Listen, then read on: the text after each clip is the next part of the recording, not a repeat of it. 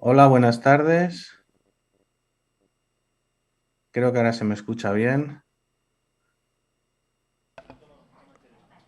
Si me lo pueden confirmar, por Buenas favor, yo creo tardes, que sí. Agustín. Se te escucha perfectamente.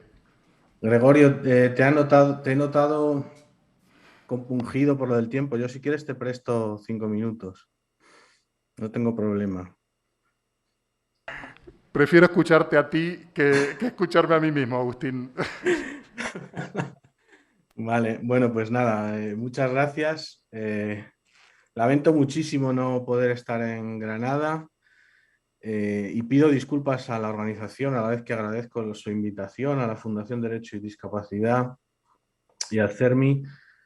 Mi intención era estar ahí con todas y todos vosotros, pero bueno, un problema familiar sobrevenido me ha impedido estar ahí, me ha impedido además dormir, o sea, esta noche. Así que pues pido disculpas dos veces por no poder estar y por estar un poco tocado en cuanto a mis capacidades expositivas. En cualquier caso, eh, agradezco mucho eh, la comunicación de mi amigo y compañero Gregorio porque ha tocado temas importantes y necesarios que yo también tenía previsto tocar, con lo cual me voy a librar un poquito de insistir en esos temas, sobre todo en qué entendemos por desinstitucionalización, que lo ha explicado muy bien. Y yo pensaba comenzar y voy a comenzar hablando de inclusión porque lo tenemos en el título, la desinstitucionalización de las personas con discapacidad como parte del derecho a la inclusión. Hablamos mucho de inclusión y a mí me gusta insistir con unos fundamentos sociales de la inclusión porque creo que son importantes para entender por qué este empeño en incluir y qué entendemos por incluir, ¿no? Realmente esto de la inclusión surge de dos procesos que en sociedad existen de manera natural en esto que llamamos cultura, que Gregorio ha hablado precisamente de cambios culturales hace un momento, ¿no? De nuestra manera de vivir. Y nuestra manera de vivir genera discriminación, la ha generado siempre, la ha generado hacia las mujeres y la genera hacia las mujeres, hacia las minorías étnicas, hacia los pobres, hacia las personas que viven en el medio rural respecto a las que viven en el medio urbano. Estas dinámicas de diferenciación y valoración, establecer diferencias y dar más valor a unos grupos que a otros en función de esas diferencias, que en principio son aleatorias, pues son connaturales a nuestra manera de vivir en sociedad. Y son las dinámicas que explican la necesidad de la inclusión. En el fondo, cuando hablamos de inclusión, estamos contestando que sí a dos preguntas muy sencillas. Una, si existen relaciones entre los grupos, digamos, culturalmente dominantes, en este caso serían las personas sin discapacidad, y las personas culturalmente discriminadas, en este caso las personas con discapacidad. A esta pregunta solo podemos contestar sí o no, y si queremos hablar de inclusión, tenemos que contestar sí, obviamente. Las relaciones, por tanto, se dan en el contexto comunitario y esto nos lleva a una conclusión necesaria y es que sin relaciones comunitarias no hay inclusión. No se puede incluir a las personas con discapacidad encerrándolas en centros. Da igual que sean centros residenciales, que centros educativos, que centros de empleo, que centros ocupacionales, que centros de cualquier condición, lugares de personas con discapacidad apartadas de personas sin discapacidad, no pueden generar inclusión en ningún caso. Pero además, para generar inclusión necesitamos una segunda condición, que es la valoración de las diferencias. Incluir no es juntar personas con y sin discapacidad en contextos comunitarios y ya está. Eso se llama asimilación. Algunos lo llaman integración, desde mi punto de vista equivocadamente. Integrar e incluir es lo mismo. Juntar sin valorar no es integrar, es asimilar, es hacer que la persona con discapacidad, para que pueda juntarse con las personas sin discapacidad, tenga que dejar de parecer discapacitado. Y por lo tanto, a la segunda pregunta, ¿se reconocen valiosas las personas? Debemos contestar sí. Por lo tanto, la inclusión requiere un doble sí. Requiere convivencia y valoración de las personas con discapacidad. Cuando existe valoración pero no existe convivencia, hablamos de segregación, que es el problema del que estamos hablando hoy en día, ¿no? De la institucionalización que tan precisamente ha definido Gregorio y en la que yo no voy a insistir. Únicamente decir que las instituciones históricamente han tratado de cumplir una función social.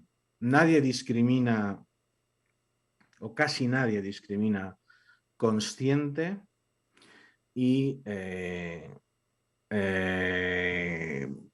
con intención de hacerlo aun sabiendo las consecuencias negativas. Normalmente la discriminación es fruto de la buena intención, de la protección, de la salvaguardia, incluso del bienestar. Las personas que generan instituciones para personas con discapacidad apartadas de las demás no tienen mala intención,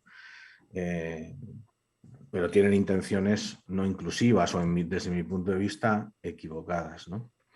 Así que una institución en principio tiene un interés público que tiene unos efectos negativos que ya hemos visto hace unos minutos y en los que no voy a insistir. Ahora bien, sí tenemos que tener en cuenta que en lo que nos atañe, que es la Convención como marco del artículo 19, la desinstitucionalización es necesaria porque el artículo 19 precisamente nos habla de la independencia y de la inclusión en la comunidad. Las instituciones tal y como están conceptualizadas hoy en día impiden esta toma de decisiones porque se imponen a la persona y además impiden vivir en la comunidad. Son dos noes a los dos síes que yo decía antes. Es más valiosa la institución que la propia persona, un no, y además extrae a las personas de la comunidad. Por lo tanto, impide que existan relaciones en espacios comunitarios, compartir espacios, otro no. Bien, pero esto no significa que todas las instituciones tengan estos efectos. Pueden existir instituciones que respeten la independencia y las decisiones de las personas y que promocionen su autonomía personal, y de hecho hay esfuerzos hoy en día por hacer inclusivas instituciones que no lo han sido. Y hay otra cuestión muy importante en la que pensamos poco, en mi opinión, que es que se puede vivir institucionalizado fuera de una institución. Y de hecho sabemos que muchas personas con discapacidad, muchas, no solo personas con discapacidad intelectual, aunque sí muchas personas con discapacidad intelectual, sobre todo mujeres y sobre todo con, digamos, alta severidad, pueden vivir de una manera institucionalizada, por ejemplo, en su hogar, ¿no? Es decir, sometidas a unas normas sobrepuestas a su voluntad, su independencia, su autonomía o su expresión de decisiones. Por lo tanto, digamos que cuando hablamos de desinstitucionalización, por lo menos en mi opinión, no debemos confundir el edificio con la función, ¿no? Lo que intentamos es promocionar la autonomía y eliminar los constructos sociales que nos llevan a dificultar la autonomía de las personas, ¿no? Y muchas de ellas son instituciones, obviamente, pero también existen personas institucionalizadas fuera de las residencias, por ejemplo, y estas también deben ser objeto de las iniciativas que tengamos en este sentido, al menos en mi opinión. ¿Tenemos algunas buenas noticias en este asunto? Bueno, sí, tenemos algunas buenas noticias. En términos numéricos, en cifras, el problema de la institucionalización en población con discapacidad en España no es un problema grande en cuanto a números. Y quiero que se entienda esto bien, estoy hablando de estadísticas. Hay países en Europa, muchos países en Europa, algunos nórdicos y sobre todo algunos centroeuropeos y de la antigua Europa del Este, que tienen a cientos de miles de personas en instituciones, personas con discapacidad. Algunas estimaciones hablan de 1 millón o 2,5 a 2 millones de personas en Europa institucionalizadas en residencias. En España esas cifras son mucho más bajas. Hablamos de en torno a 270.000 personas en residencias, de las cuales la inmensa mayoría son personas mayores. Apenas 35.000 personas con discapacidad en centros específicos de personas con discapacidad. 35.000 personas son muchas personas, es cierto, pero son un 7% de la población con discapacidad. Hablamos de que el 93% de las personas con discapacidad está en hogares familiares. Esto no quiere decir que estén desinstitucionalizadas o que no estén sobreprotegidas, como he intentado explicar antes, pero es verdad que no están en instituciones de este tipo. A mí me ha ocurrido a veces, cuando comparto estas cifras en algunos escenarios europeos, que colegas de otros países, sobre todo de Centro Europa, entienden que estas cifras no pueden estar bien. Y sí lo están. Esto tiene también una explicación cultural o de estilo de vida. Los países latinos, mediterráneos, del sur de Europa, también del norte de África, porque la cultura mediterránea no es solo de Grecia, Italia, España y en parte de Portugal y Malta y Chipre, también lo es de Túnez, de Argelia, de Libia, de Egipto y de Marruecos. Somos países en los que nos distinguimos de otros, de nuestra forma de vivir, por una microsolidaridad familiar que llamamos, o dicho de otra manera, la primera agencia de bienestar no es el Estado, sino que son las propias familias. En muchos países del mundo, los hijos no se mantienen más allá de la mayoría de edad en casa, ni cuando existe un desempleo, la familia interviene para, para dar recursos y proteger el desempleo de una persona hasta que esta situación pasa, y mucho menos la familia presta cuidados intensos cuando hay necesidades de apoyo por discapacidad o por una cuestión de salud o lo que sea, a un miembro de la familia. Esto se hace en nuestro entorno cultural y nos parece lo normal, pero cuando vamos a otras zonas del mundo, pues extraña, ¿no? Y el reflejo de esta manera de vivir está en las estadísticas. Así que, por supuesto, que la desinstitucionalización de las personas con discapacidad es un reto importante, pero numéricamente en España no es tan grande como en otros países. Y esto tiene la importancia que tiene. Obviamente, esta microsolidaridad familiar, esta familia como prestadora de apoyos en primer término hacia las personas, tiene otras desventajas, como es el problema de la sobreprotección de las personas con discapacidad, sobre todo mujeres con discapacidad intelectual, que lleva a otros problemas severos de inclusión social y que de alguna manera a mí me gusta considerar también como una forma de institucionalización, porque al fin y al cabo es la imposición del control ajeno a la vida de la propia persona. La mayoría de las personas con discapacidad que están en centros residenciales para personas con discapacidad en España, no la totalidad, pero prácticamente la totalidad, casi el 90%, son personas con discapacidad intelectual o problemas de salud mental, aunque hay un cierto número de personas con discapacidades físicas o de otro estilo. Bien, para ir terminando y tampoco agotar mi tiempo, me gustaría recordar algunas ideas de las que he puesto aquí y exponer algunas que hemos conocido en algunos estudios que hemos hecho sobre institucionalización de personas con discapacidad en el pasado. Primero, parece claro que las instituciones residenciales y de otro tipo, diseñadas tal y como están, no pueden no pueden ser compatibles con el artículo 19 de la Convención, no pueden resultar inclusivas. Insisto, cualquier recurso público que extraiga a las personas con discapacidad de la relación con la comunidad es incompatible con la inclusión. Eso no significa que inclusión sea simplemente juntar en la comunidad. Falta la otra cuestión, que es la de valorar y poner en valor. Una cuestión importante a la que me gustaría añadir a esta es la cuestión de la acomodación o el acomodamiento. Las instituciones y en general la sobreprotección a personas con discapacidad genera un tipo de acomodamiento que se traduce en resistencias a la desinstitucionalización. Lo estamos viendo, por ejemplo, con la cuestión de la educación inclusiva y el cierre de los centros de educación especial de alguna otra manera en otros contextos, ¿no? Muchas veces las propias personas con discapacidad, sus familias, las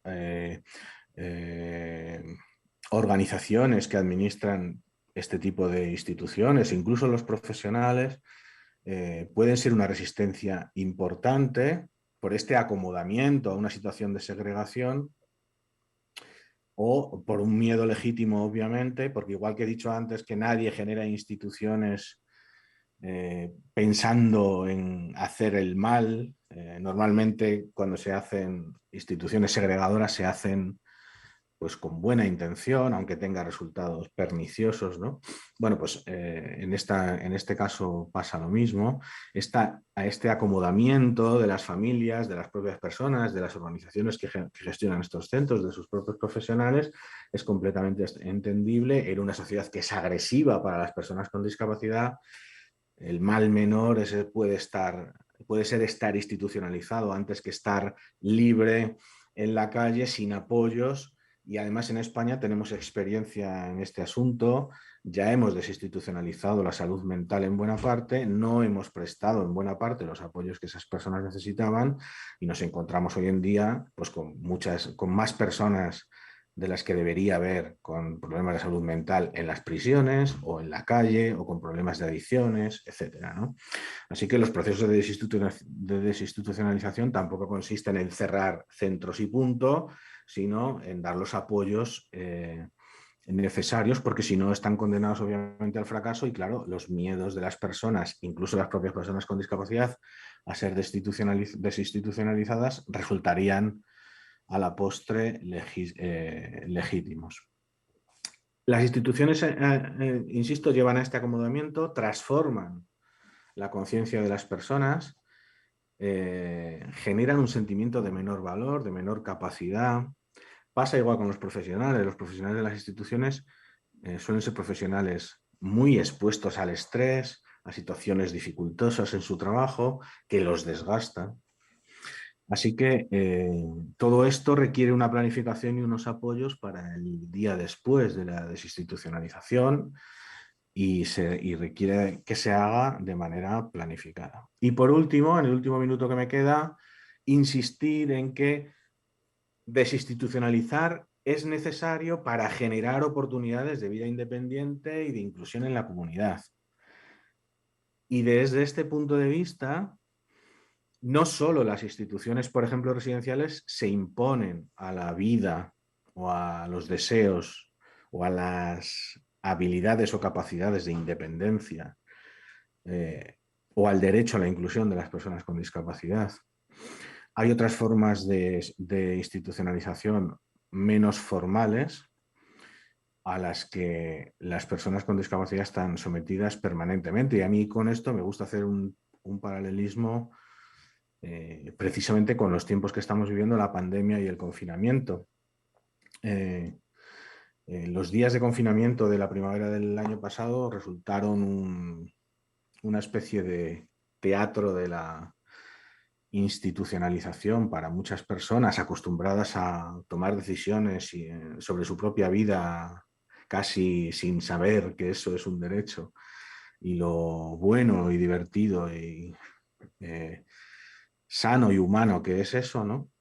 Y la experiencia de ese confinamiento y de digamos, forma de institucionalización expuso a muchas personas a unas sensaciones que no habían tenido nunca, de comprensión de lo que es la institucionalización o la discriminación, en este caso por discapacidad, pero también a lo que es, por ejemplo, la discriminación de género, que muchas veces se expresa en el encierro de las mujeres en casa, en la violencia en casa, en el no acceso al espacio público, ¿no?